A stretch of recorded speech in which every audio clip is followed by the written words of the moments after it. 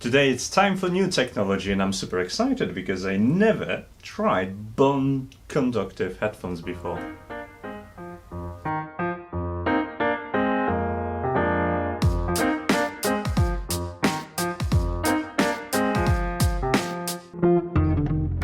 Hey guys, you probably never heard about Haylou before.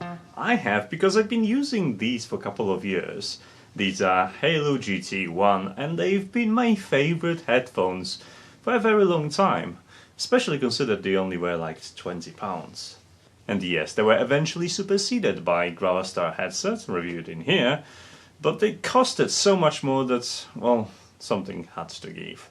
But today I have a Haylou Purfree.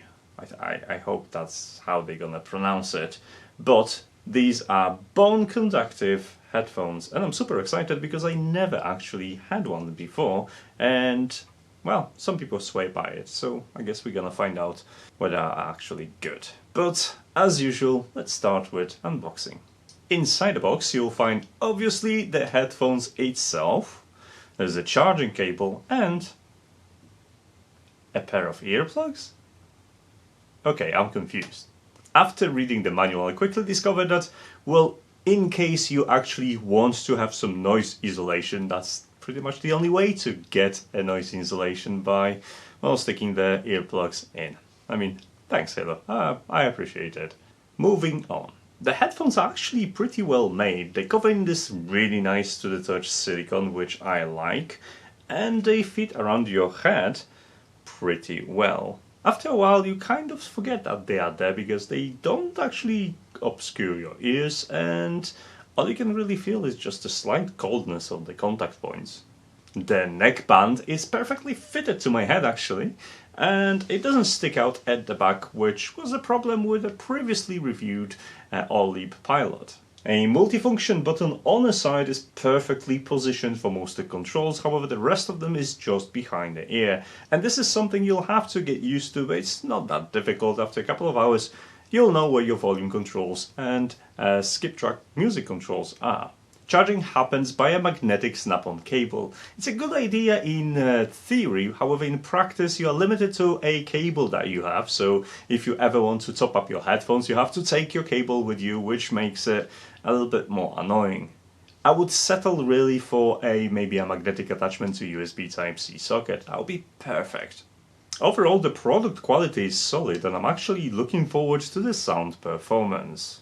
To be honest, I wasn't sure what to expect from bone-conductive tech. It's not something I used before, so I didn't really have anything to compare it to.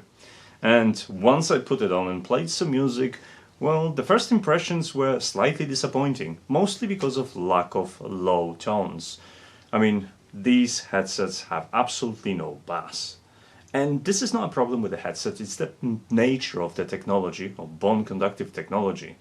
But it comes with several advantages that I didn't really think of. The most obvious being that, well, you are not obstructed by anything.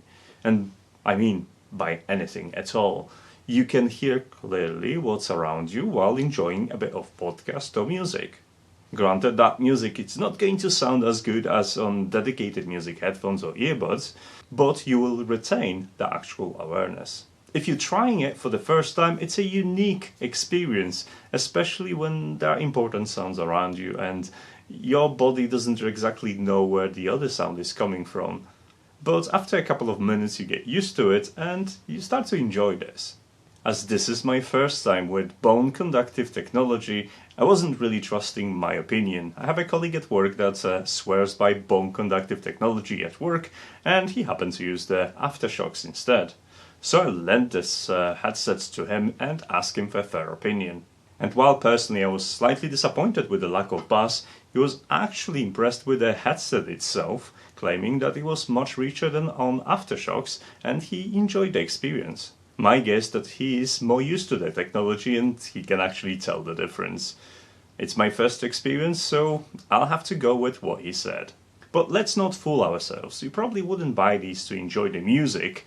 You probably would buy them to either go to the gym, do some activities, or spend the day in the office when you have to be aware of phone calls, etc. With that in mind, I decided to go for a run with these and also go for cycling to see what it's like to actually use that technology while moving. There is a big advantage of having these when you're running. First of all, you can have a conversation with your running partner if you're not running alone. And second of all, you don't have that characteristic bounce which sometimes happens with some of the headphones when you stomp heavily on the ground. So that's definitely a plus. In a similar vein, when cycling, especially at higher speeds, a lot of different headset design can cause air turbulence around your ear, causing, well, less pleasant listening experience. This again don't cause this problem because they actually don't cover your ears and the music goes directly inside your, I guess, ear channel. But if I'm honest, you're not going to benefit from greater awareness on a bicycle, especially if you're cycling over 20 kilometers per hour. It's a bit of a myth because the air turbulence will reduce your ability to hear the traffic behind you anyway, but Haylou Purfree, they don't restrict your awareness, and that's a good thing. And even with all that turbulence, you'll still be able to hear the music because how the music is basically sent inside your head. And the built-in microphone, despite being quite far from your mouth, actually produces decent sound, so you won't have any problems enjoying phone conversations. And while the sound might not be for audiophiles, the range and the battery life is actually quite impressive. In my test, I was able to run these for over 11 hours 20 minutes precisely, which allows you to play a song 213 times. That's almost a working day of listening experience. The same I can say about the range of these.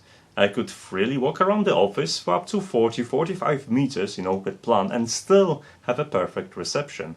That's really good because if you want to just nip out to make yourself a coffee at work, you won't have to take your phone with you.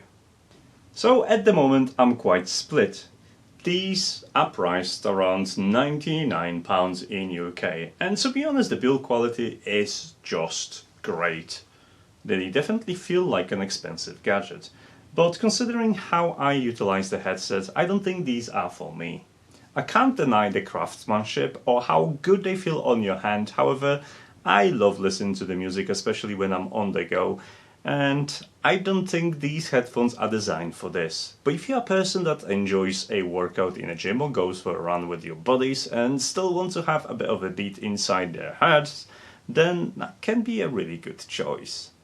After all, we all have different needs, and as far as Haylou goes, well, if the music is what you're after and you don't want to spend a massive amount of money, then, well, Haylou GT1 is definitely something you should consider.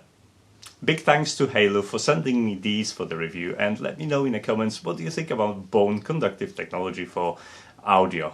Is it something you would support, something you would take advantage of, or would you prefer to fall back on something else? I'm really interested. As for now, I do not have a posting schedule, so if you're interested, you know how YouTube works and how to use the tools provided to get notification and all sorts of that. It's been explained so many times.